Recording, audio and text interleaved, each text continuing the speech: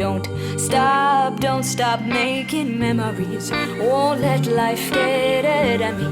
Commit these words to memory. Melody, let it be therapy. I'm Emma Ellis and I run the Rise by Henley Festival charitable initiative which supports emerging talent in the creative industries. We have 3 strands to the programme: visual arts, musicians and backstage crew. I'm Simon Honeywell. I'm here at Henley Festival mentoring students on the Rise stage. The opportunities for them to have proper practical experience in a real life situation with a paying audience. They're very limited, so that is why this is such a great thing. This time last year we played here on the Rise stage and now we're here. Being a part of the Rise programme has been a wonderful platform for us as emerging artists.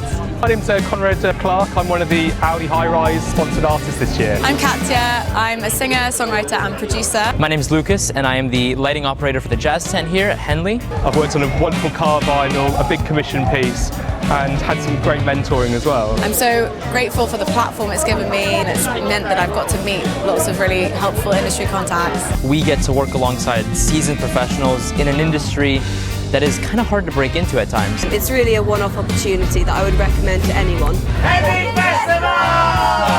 Memory, melody, let it be therapy.